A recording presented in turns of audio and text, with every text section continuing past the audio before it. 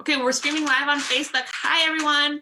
Welcome to today's live. I have the pleasure of having Nancy Young join me. She is the author of Secret Code in Actions. This is the teacher copy? Yeah. All right, so today she is going to tell us all about the ladder of reading, and this is a great resource that I use all the time when explaining how different students have access, or not access, but how easy it is for them to learn how to read. So I want to start out by talking about Nancy. Who are you and why did you decide to create the ladder of reading?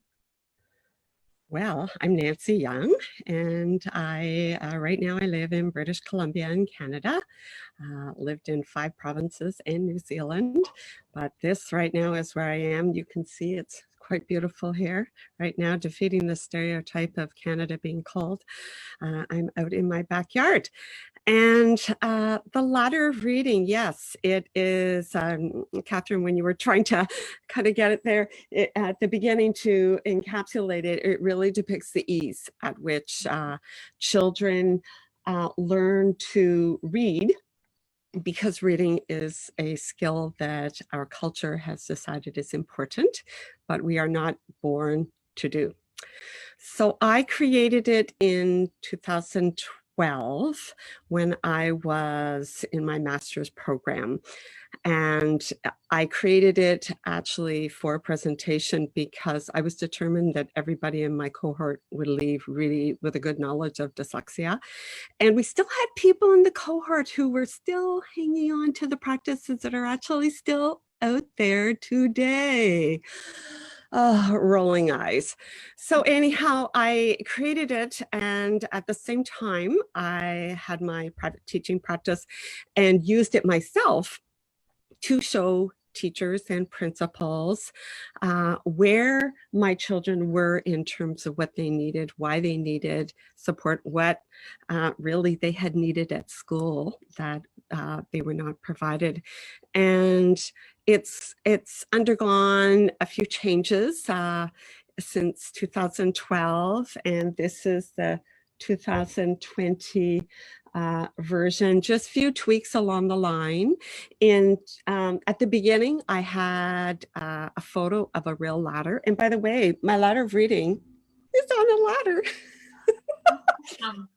I was trying to find something yesterday to put it on, and I was trying all this different furniture, and I thought, wait, now I could put my ladder of reading on a ladder. How perfect is that, right?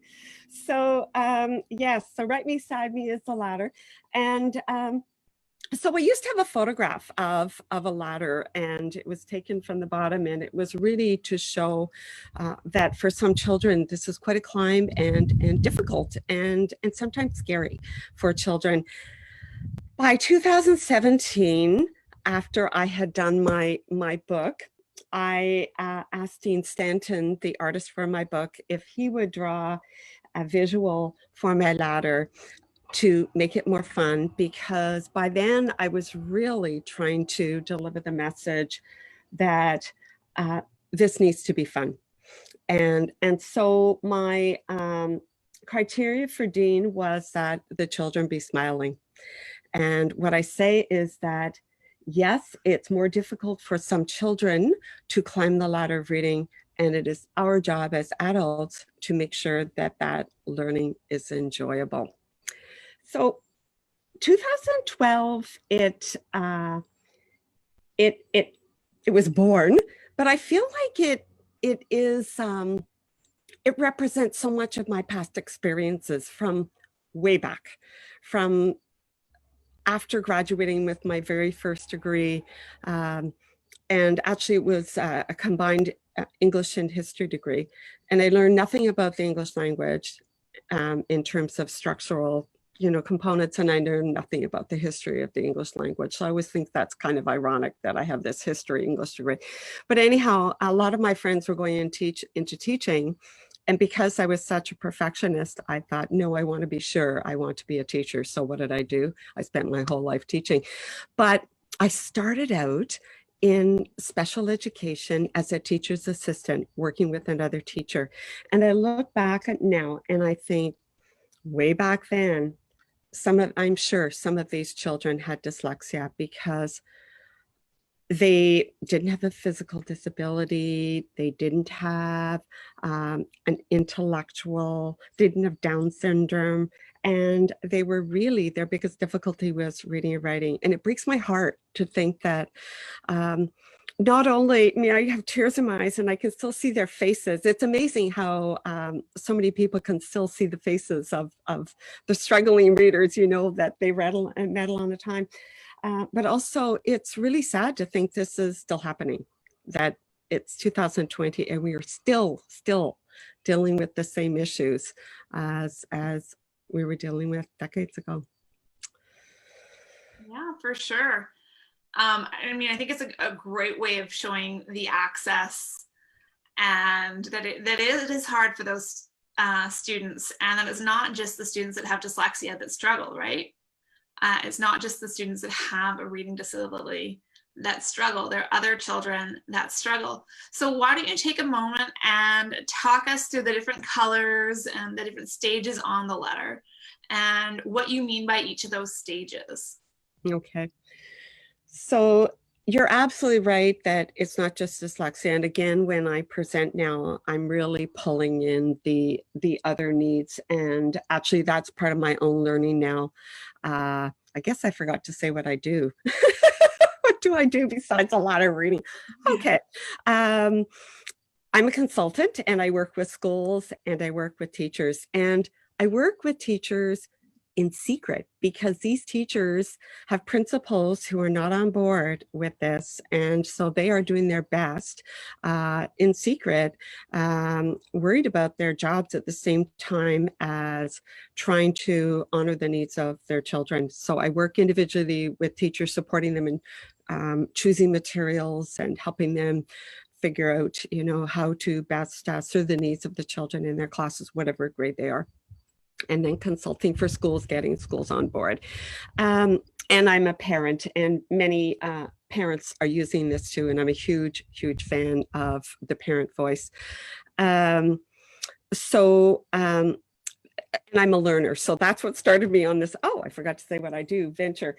I'm a learner, and right now I just started my Doctor of Education, and my focus is twice exceptional students. And my interest in terms of my studies is children who have dyslexia, who are extremely bright. And I actually first saw these students in my children's gifted program. My children, by the way, are in this dark green, and I will walk you through. But I'm very interested in trying to show that what children in the red need can be enriching and fascinating for children, and we can have the cerebral engagement for children who are above average IQ. I'm not going to debate that here today, but above average IQ and also have dyslexia. So in the red are the children who have dyslexia, and there's a range, and the actual percentage is debated, but I've consulted with experts and I've been told this is just fine. 10 to 15%, might be a bit more, might be a bit less. And they really need very explicit instruction. They need instruction taught in a system that's sequential, and by diagnostic, that means meeting their needs. And actually what I'm saying to people now is we need to meet everybody's needs. But in terms of dyslexia, the instruction that we encourage schools to do is very needs-based. And then at the bottom here, many repetitions. And that was one of the reasons I wrote my book, was movement is a very unobtrusive way to provide those repetitions. So we know that the research is really clear, that very strong, that children with dyslexia need this explicit instruction with many repetitions. We have a group here, the orange group, who don't need as many steps, who will be able to probably learn more quickly. And it's nothing to do with intelligence. It's just because they rewire their brain more quickly when they're given the right instruction. So this group here may be made up of some children who actually look like they have dyslexia, but they're just not getting the right instruction. And in my own private practice, and I'm sure you've experienced this too, when you get a psych ed, you can have somebody who looks like another student, and when you start to teach them, they learn much more quickly. And again, it's not their intelligence, it's just where they are in the ladder of reading. This orange group could also include children who are low SES, who haven't got the vocabulary, who haven't got the background knowledge. They're going to likely need more instruction. That's not saying that somebody coming from a low SES background will, they could still arrive at school knowing how to read. It's just that the research shows that low SES means our children are higher risk. English as an alternative language might be in this group. They're needing more instruction, but they could have dyslexia as well. So our low SES children could have dyslexia, our ELL children could have dyslexia, but they might not be dyslexic. They might just need more instruction.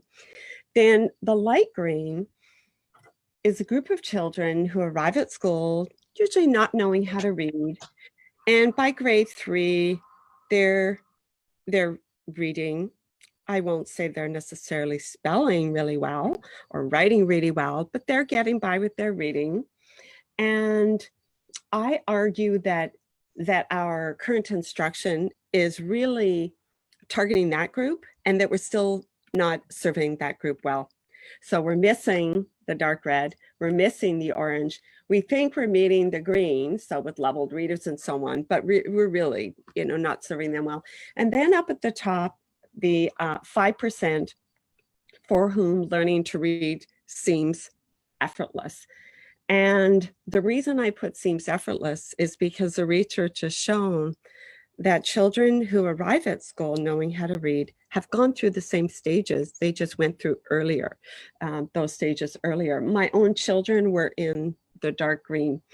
And what relates to the ladder of reading here is that I think when I created it, I'd worked in so many different teaching capacities. I worked with just about every special need there you can imagine, children and adults in the classroom, outside the classroom.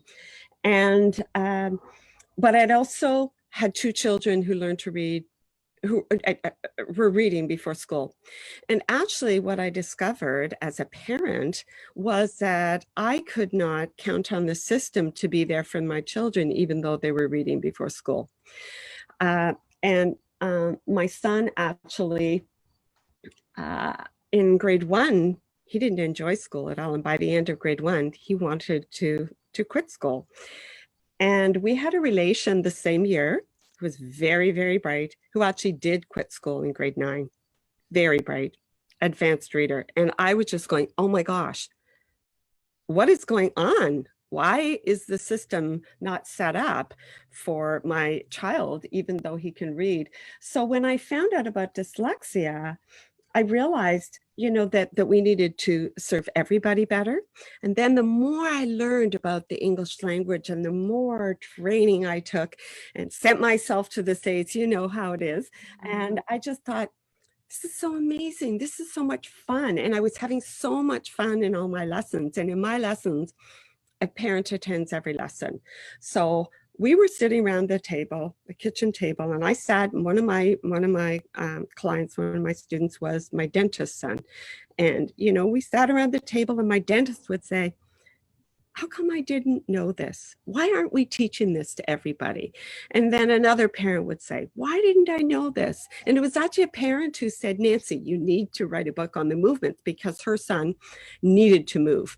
And we'd be, the parents and the son, and I'd be, out in the living room and running around and having a great time. And I thought, teachers need to know this. Not only do they need to know about the structured language and all the components of the code, but they need to know that it can be fun. They need to know how to make it engaging, and they need to know that children want to learn this and adults want to learn this. So it really is, it just captures so much of my experience and my efforts to support learners wherever they are on the ladder of reading. Wonderful. Well, I'm just looking at the comments. We're having lots of comments, and that's awesome. I do want to mention that, yes, this is being recorded, and we are going to make it available on the Garforth Education Facebook page afterwards. So if you give a like to the Garforth Education page, you'll be able to see it when it's available. And we're also going to have it available on the Garforth Education YouTube channel. I don't know if Nancy's going to release it on her pages or not. And also, hi to everybody. We've got lots of Australians here today. And yeah, it's just great to see you all. Oh, and Trinidad and Tobago, awesome. Oh, good. And I know people, yes, and I know people in all those areas, and I don't know whether the people I know are watching. I know some people from my cohort from my master's, doctoral program, from my doctoral program. They might be watching. I want to shout out to somebody in Australia, Isabel Deniqua. She was, I think, very helpful in helping the ladder go viral when it first went on Twitter, because I'm not really a social media person. I really try hard. So when you see me out there, know I've put a lot of effort into every post and tweet and Instagram, whatever they're called. I can't even remember how my ladder got on Twitter. I think it was back in 2017. It might have been when IDA featured it in the Examiner. But anyhow, Isabel was so sweet. She would say, ladder alert, and she'd send me a text, and oh, it was so cute. So it really is amazing. It seems to be all over Australia and New Zealand. Just about every day I get emails from people asking for permission, and I do ask people to email me. It's on my website, www.nancyyoung.ca. If you want to put that on the chat, go ahead. CA stands for Canada. And so the ladder is there. And also what is there is a structured literacy primer that I made. So here's the ladder in a small form, and here's the structured literacy primer, which actually explains the components, what I mean by structured literacy. And I say to people, if you read the components in this primer, you see how advantageous this could be for everybody. It talks about vocabulary, talks about writing, talks about spelling, talks about language origin, all these things that we are missing in so much instruction. And so anyhow, so if you want to use it in a website or presentation, whatever, just drop me an email. And I love hearing from people. And if I ever have time, I want to plot all the places, because it's in so many countries, and I think just about every state. But it's amazing because it's in state documents. People are taking it to government officials. It's some government officials in Canada have seen it, but more in the States and other countries than here. You get one of those scratch maps for traveling, you know, they're like the big scratching ones, so you can scratch every country that it's been in. Oh, that's what I should do. That's what I could put it on my wall. Yeah. So I love to hear, and I love to hear a parent will write me, and she's meeting with the government representative, you know, next week. And Nancy, is it okay if I show your ladder? And it's in all sorts of things being, you know how much there is happening in social media. And so often people are writing me asking if they can include my ladder. And I'm thrilled. It's so exciting. So it really, I never dreamed when I first got on Twitter and heard of things going viral, I never dreamed I would have something that went viral. And I never dreamed I would be on YouTube.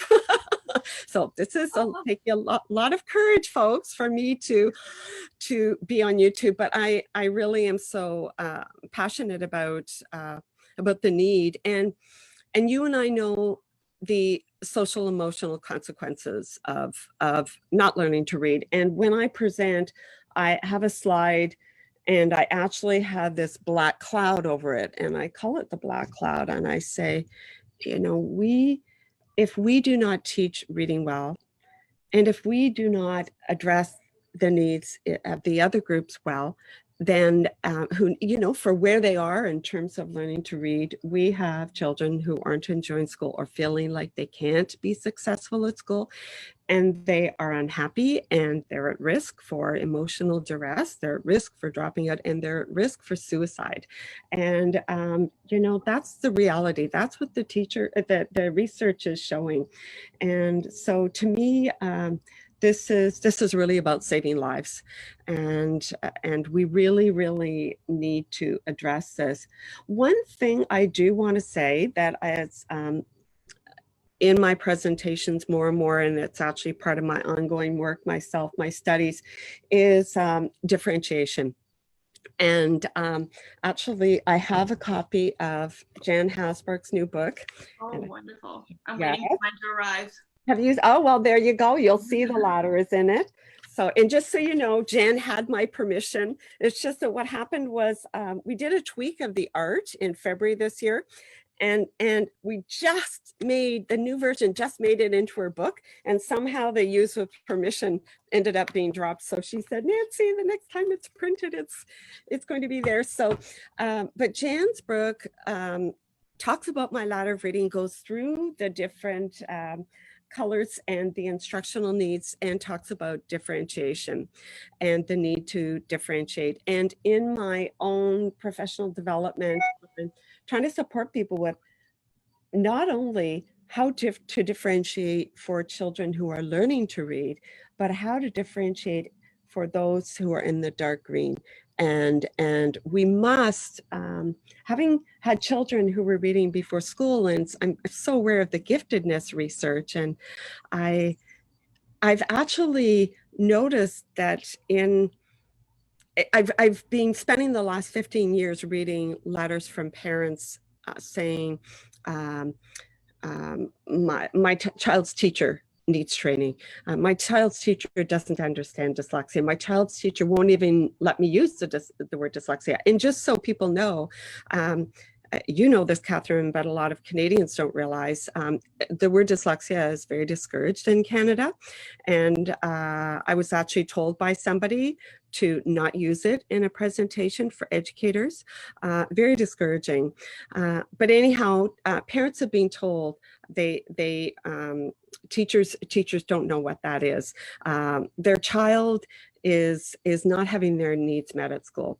And then what happened recently was I went back, I don't want to say bad, I feel like I've circled around, and I've been digging into the gifted research again because of my interest in Twice Exceptional. And I'm seeing these letters from parents, and they're the same letters as for dyslexia, except it's for a child with gifted, or a parent with gifted children. Teachers know nothing about giftedness. Teachers don't know how to help my child.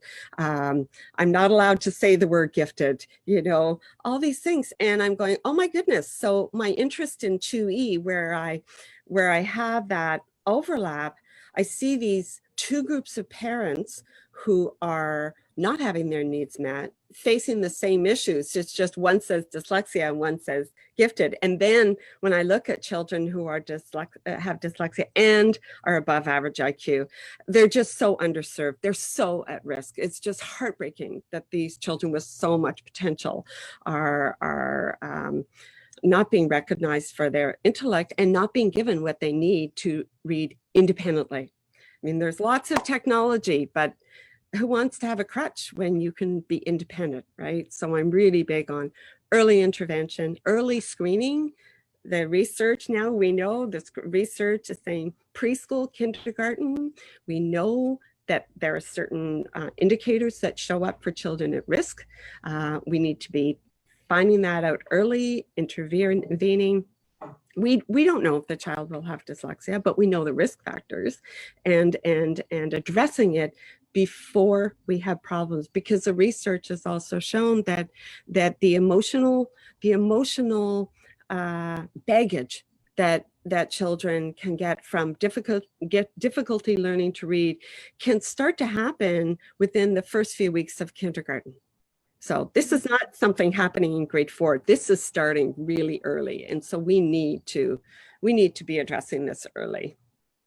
Yeah, well, I myself am dyslexic, and I know firsthand the experiences of going through a school system that doesn't understand it and the damage that can be done. And that damage never goes away. I mean, I have a PhD, I've reached as well, pretty much as high as you can go academically, and that the damage from not learning how to read and not getting the support is still there, right?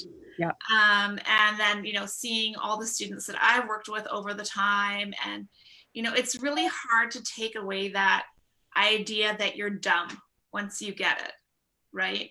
And it's hard to have the change in the mindset, right? Once you have this success, and you don't want to give the children the opportunity to fail. And that's what we were talking about, the early identification and screening. That's not to identify dyslexia or a specific learning disability. That's to identify risk. And then so that we can support these skills at the young age before they even begin reading instruction.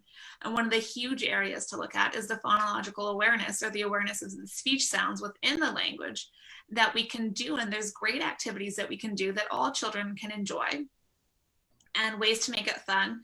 And you mentioned ways to, you know, get some of the higher level kids engaged in some of the easier instruction, or like the introductory instruction with phonics. And that's, you know, talking about phone themes. I always say that wrong, phones themes, sorry. And giving them, you know, those little tidbits about information, where if they're reading a science word and it has the sound in it, that it's because it's likely spelled with a PH because it has that Greek background. And giving these little pieces of information, the nuggets that the kids love and really attach onto, and it gives them a better idea of how to use the spoken language, and you know, how you can get meaning from it in more ways than just knowing the vocabulary. So it's great that we have this resource, and that teachers are able to understand it and see it. And I think the graphic is really important because everybody can relate to that. I mean, the ladder is a great metaphor. And illustration or the whole together. Okay. Yeah. Yeah, and then I know one thing that we wanted to discuss a little bit more is the terminology that you've decided to use with this. And you had mentioned that you started using a structured literacy approach before it became coined, right? And so when you originally created this, what did you mean by choosing structured literacy approach to instruction? Well, I in a nutshell, it's just understanding the structure of the language you're being taught. My focus is English. My instruction is English. And when I give PD, it's all focused on English, but it applies to other languages. Understanding the structure of the sound system and the structure of the written symbols, which we call graphemes, and then the morphemes, which are the units of meaning that are in our language. And again, even further, sentence components, you know, the speech parts that are in our language. So structure can go a long way. And then you can look at it from the structure of language itself, but also looking at how do you structure the lessons and the instruction. And again, it needs to be needs-based. The explicit instruction that a child with dyslexia will need will not be needed as much for the children in the green. And one of the things I'm really encouraging schools to do is to pre-teach concepts. So if you are in a school, and I know things are virtual in a lot of places now, and you know, you can apply a lot of this virtually and so on. So what I say in the next few minutes, it can translate in, you know, with some differences, but basically pre-teach the children in the red and the orange.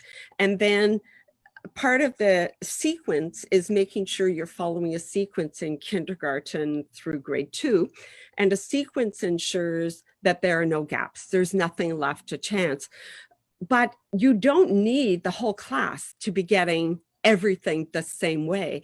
If you pre-teach those who need it, then they're getting that explicit instruction in a small group with more attention and more explanations that they need. And then if you want to have a whole group, your whole group is short. And I like to say bring in movement, because the whole class can get up and move. And then you know that in the whole class, everybody has been taught that concept. So when you're working with spelling for this group, you know they have been taught the concept. You know you can refer to that concept and use the language and use the language, phonemes, graphemes, morphemes, you know, use that language from the beginning. We teach our preschoolers Tyrannosaurus Rex, and then people are worried about the word phoneme. So, you know, use the language. It's very empowering for children. And then grouping again, you have your big group and then you have your small groups. And the research of the late Carol Connors in California, well, I'm not sure exactly where the research took place, but she was based in California. She just passed away, unfortunately, this spring.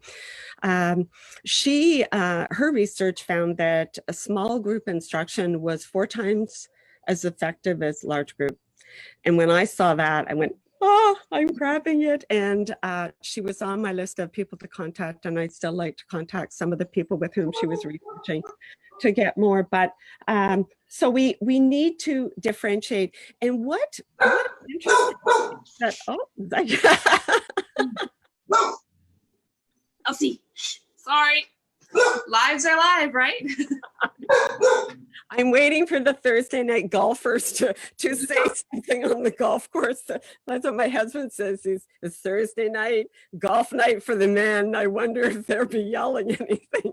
So anyhow, because I live right on the golf course. So anyhow, the interesting thing is that teachers are differentiating now. Leveled readers are based on differentiation. They use certain assessments and they group people into these levels of reader. I don't encourage that at all for anybody here. But teachers are used to doing that. Teachers, I have yet to work with a teacher and a school that isn't doing small groups in kindergarten, grade 1 and 2. So teachers are used to this. What they need to learn is how to do it with different instruction. But there are tons of things available on the internet. And the Florida Center for Reading Research, I refer people there all the time because you can get something for kindergarten and something along the same theme for grade 3, 4, and you can differentiate for the whole ladder of reading with their resources. And those are actually the research that Carol Connor did on the small groups. She used Florida Center for Reading Research for her differentiation. So I was really excited to find that too when I found it. So teachers are used to grouping. There are really good ways you can group, and we're not grouping for intellect, we're grouping for skills. And sometimes they say to me, oh, I don't know if I can group, you know, I'm not sure, but well, they're already grouping for leveled readers, and the children already know if you're in the easiest leveled readers, they know they're in the easiest. So there's no difference. So we might as well group them, teach them well, and they don't have to stay in that group. If they get the skill, they move forward. But what it means is wherever they are in the group, they're getting the instruction that they need. And I encourage schools to group within the grades. So if you have 3 grade 1s, and I think virtually now it should be a given. 3 grade 1 teachers should be collaborating, and one of them should be teaching, you know, the red and the orange, or one should be the red, the other the orange, and, you know, so on. And this is how we should be differentiating. And then we are truly teaching every child, because we want to make sure that our dark green, they deserve to learn something new every day at school as well. And what I'm saying is that the twice exceptional, very bright child with dyslexia can be grouped with the advanced readers for certain things, for word exploration, for the semantics part, for word webbing, for all these amazing things that are part of learning the fascinating English language. We can group, and you set it up so everybody is there knowing what the expectation is. You've worked on teaching them about grouping at the beginning of the year. They know the routine, you're supporting those who need more help with executive function and so on. But if you do that, then you're really supporting those in the red, because once they get it, they can move on. And then, of course, you've got your reading text aligned to the ladder of reading. So your children in the red in kindergarten and grade 1 are reading text that aligns to the code that they're being taught. And the other children can read what they want. There's no reason to level these. I pull my hair out sometimes. But anyhow, we know that it's important that our children who do not learn to read easily have text that's aligned to instruction, but they're going to move on. The more we support them, the more quickly they're going to move into reading whatever they want. And it's amazing how early they can start to transition to text that's a little more complex. But right now, the text that a lot of children are getting, even if they have phonics, then they go and they have a leveled reader, and the leveled reader is full of all sorts of complex patterns. And then they're taught to look at the picture, because they haven't been taught the orthographic code for the words. And the whole system's built on guessing. And all guessing does is build up the wrong parts of the brain. Yeah, and basically what you're suggesting is using decodable readers so that they're only asked to read texts that they have the skills for. So a decodable reader is based on, the sound symbol relationships that you have taught. And yes, there's going to be some words that they don't know, and those are words that you can pre-teach to help the child know, like the articles, the, is, her, him, said, and those ones you can teach. And then we want to get these kids to know these words in their sight vocabulary, so that yes, they don't necessarily have the skills to decode them, but they've been taught them and had the refresher on them so they can review them. And then the rest of the words that they're going to come across in text, they've been taught the skills, right? And you keep them at the level that they're at, but then those students in the green levels that don't need that decodable stage at this, there's no time, as long as they're reading at their independent level. Yeah, they can, and we're also, the difference between asking a child to read aloud versus read silently. A child with dyslexia can read silently. If they want to pick up whatever book in the classroom, they should be allowed to read that book silently. It's what you're asking them to practice that is being part of their skill development. And actually the sequence that I use myself, even some of those words to which you just referred, they're all in the sequence. There's no whole word memorization at all. Everything is taught. Everything is explicit. Oh, I'm saying that you teach them, right?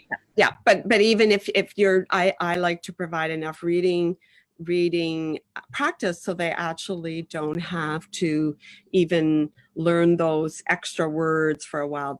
Everything has been taught.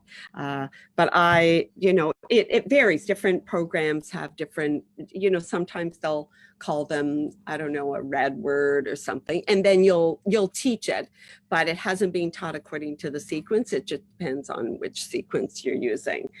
But certainly the whole point is you're not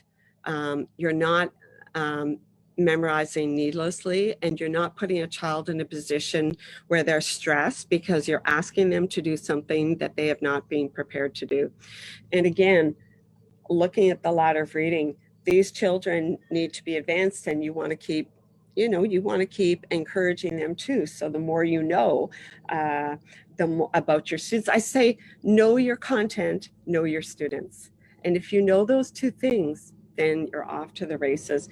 And the more, I feel like the more schools, in my experience, the more schools get on board with this, the more the teachers become very collaborative, because they realize it's in everybody's best interests, including their own, to to collaborate over this, because then they can serve everybody better. And what happens is once teachers start doing this, you have one who says, oh, I really want to work with the red group, and the other, oh, I want to work with the dark green. I really want to do extended morphology and, you know, advanced text and so on. And they feel, instead of this overwhelming feeling of having to meet the needs of everybody in the class and what do I do, they're really digging in, and then they could start to select more materials, because there is no one program as well.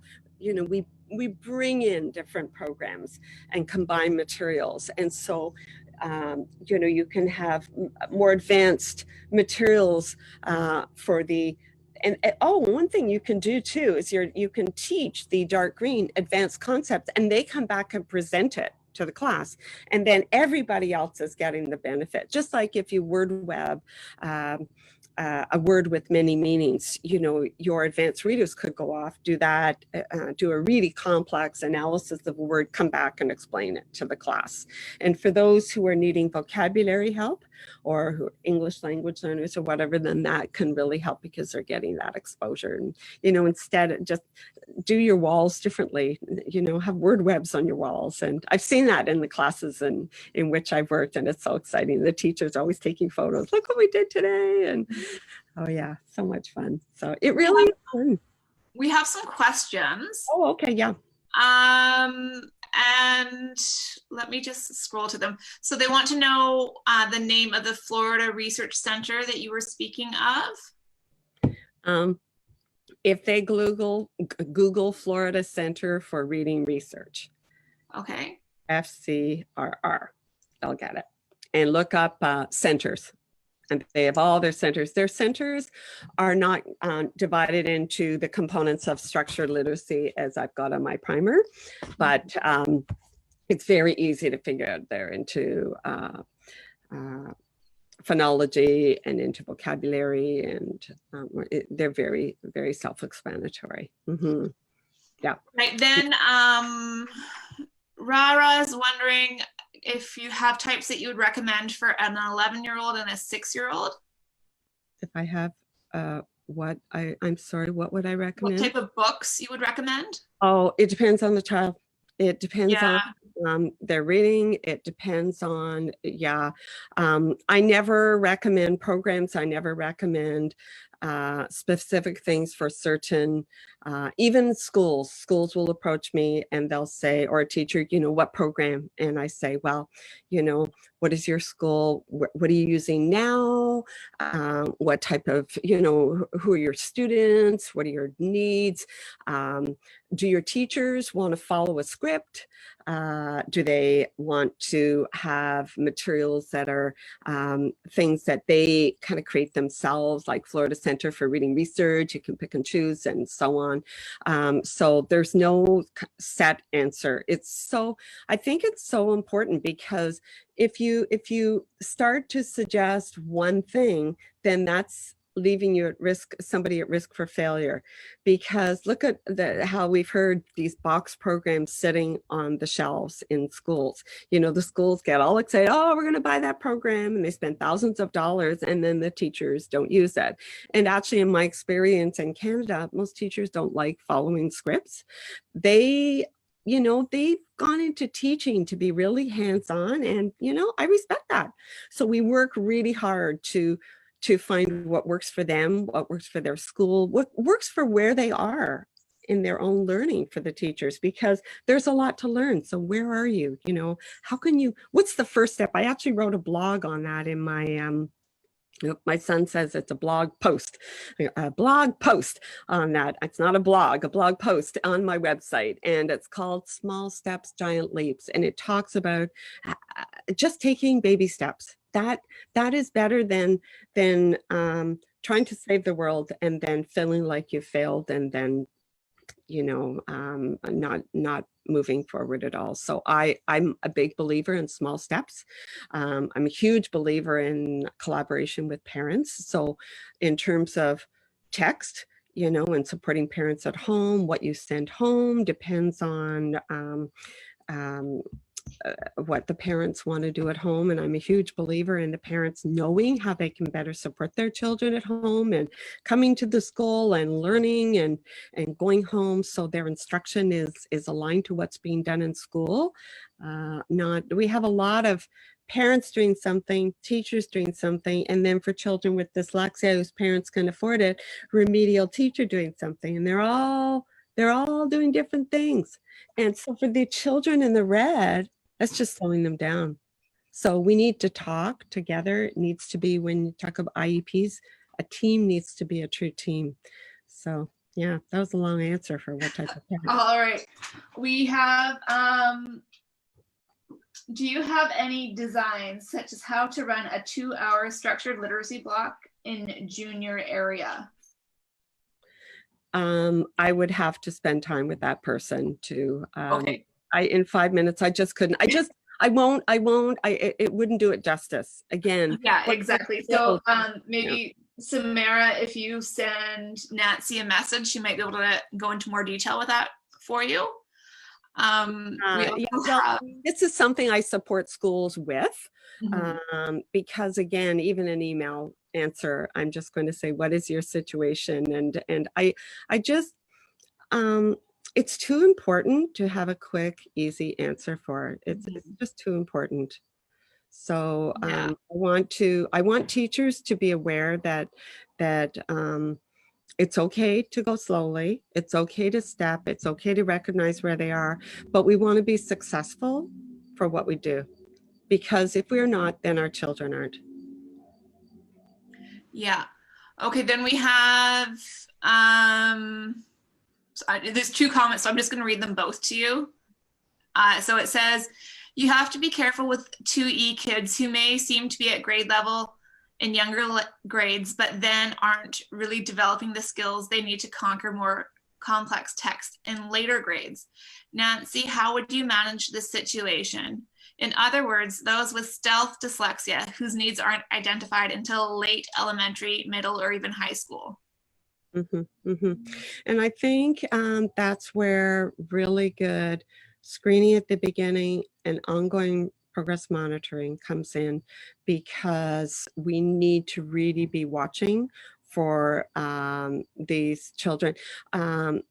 One of the twice exceptional operational definition uses the term mask. They can mask it. And one of the things is a child with really good working memory, for example, can just be working so hard to hold everything in their memory, and it seems like they know it and they don't. So I think digging deeply, watching those children. But for anybody who has dyslexia and is showing, a lot of them are getting there. A lot of them are 2E in those higher grades and not being found because they just weren't screened and assessed well, and they weren't watched as they went through. And I feel like so much of that is slipping by because we don't have really good ways of finding those children. So yeah, it definitely, you want to catch it early, because the more they hide, the more they're emotionally stressed, the more they're trying to cover up. And when they're very bright, they don't want people to know. It's just because they think that this is natural, because so many teachers think this is natural. Look at all the things that's being written by people who, want to have the leveled readers and so on. And they say, oh, parents should just read more, and, this will just come. And look at all, I have heard so many times people say, don't worry, they'll get it. Don't worry, they'll get it. And so if we screen early, and even knowing the risk factors, if you know a parent struggled, and you know that the parent is very bright, you know that you've already got those 2 things that you need to be thinking about that are potentially going to,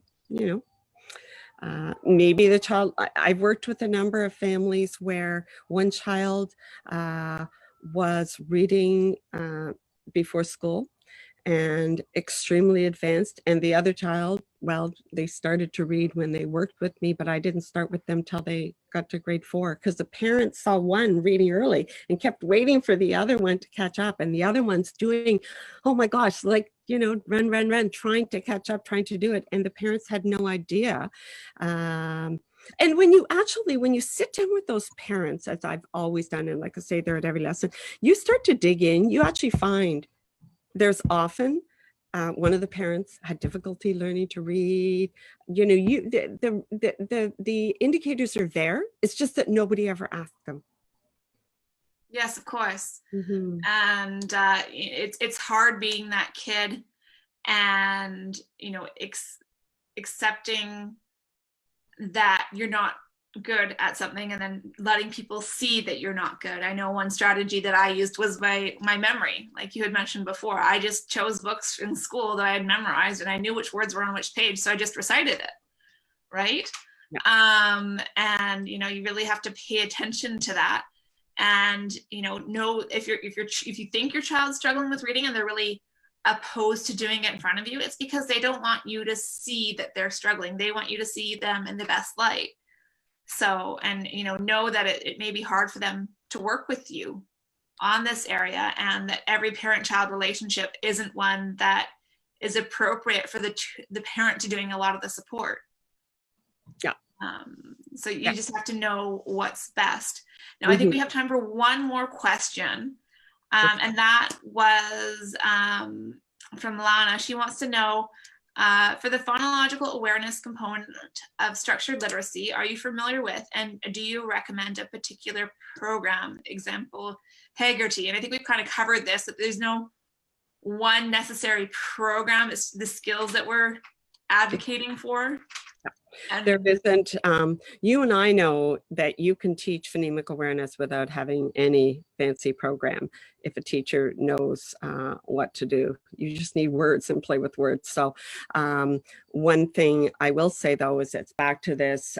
If children need a lot of one program, not everybody will need it. And I'm seeing a lot of videos of the whole class doing this whole program. And I'm going, you know, we don't want a pendulum swing. So I just caution, but there are lots of good materials out there now. I think that you just have to be careful with what you select. You have to figure out, you know, what your needs are. And some population groups will need more phonemic awareness. The whole class will, than others. It just depends on your group, but that's what your assessment tells you. I'm thinking back to the 2E group as well. So our children who are getting by, but you know, we think that they have even mild dyslexia. For those 2E, I just can't stress enough the cerebral engagement. There is so much. When you talked about all the little things, I call them clues and alerts. And in my book, I have clues and alerts on the right-hand page, movement on the left, because when I teach, I'm just what I call peppering the clues and alerts. And the bright 2E child, they just eat it up. They just eat up all these things. So if you're supporting them and they're learning, you can teach them the little clues that are fascinating components of the code. Then what it does is it becomes an intellectual exercise rather than learning, you know, something that actually a lot of adults tend to think might be not as interesting. When people kind of say, oh, phonics must be boring. It's not boring at all. So we don't want to, the children have no concept of phonics. They just know what they're taught, right? So if we say, oh, wow, this is another clue for the code. And then they're going, oh, another clue. And then they're looking at it and they act it out and move around and do whatever, you know, relates to it, like W, R, you know, twisting words, you know, it just becomes a fun exercise. And then it gives them something to remember for those children who need those, you know, that bit of scaffolding. It helps them.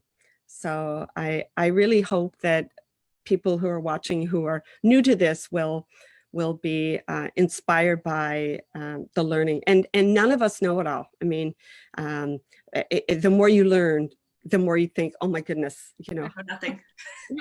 how come I didn't know that? So it really is fun. And I wish that in schools and in teacher education programs, that's really where it starts.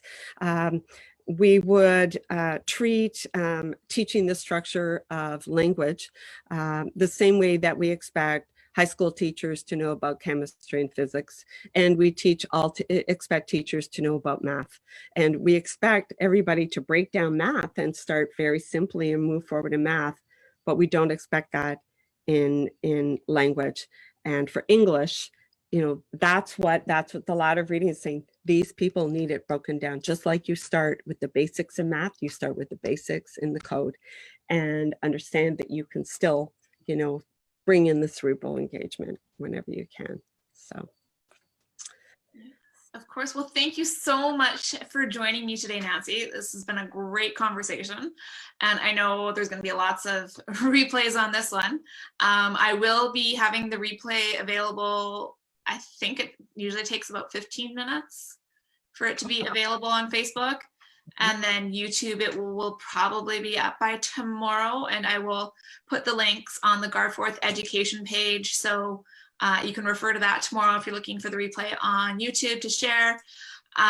If you haven't taken a chance, make sure you like the Garforth Education Facebook page so you can hear about some of the other events that I have coming up. I see that Nancy Wise just commented about the David Kirkpatrick's Equipped for Reading Success book being a great resource for phonological awareness activities. She's actually my guest next week, and we're talking about French immersion programs and individuals with exceptionalities. So that will be great. I know Nancy Young also has her Facebook page that you can go and see her resources. I have shared the link to her website where you can get access to these documents and see more of her work. Yeah, and I have quite a few things on my website for people to see, different links, and I have things about the ladder of reading and different articles, and go to my blogs as well because, my blog posts, because I have things there. I haven't done one for a while, but what I've got there should keep you busy. But thank you everybody for watching, and thank you Catherine for having me. I do, when you mention books, I do have recommended books on my website as well. I have a list of books there. So thank you so much for listening to me explain my ladder of reading, and looking forward to hearing from people if they want to use it in a presentation or whatever. Wonderful. All right, we'll sign off.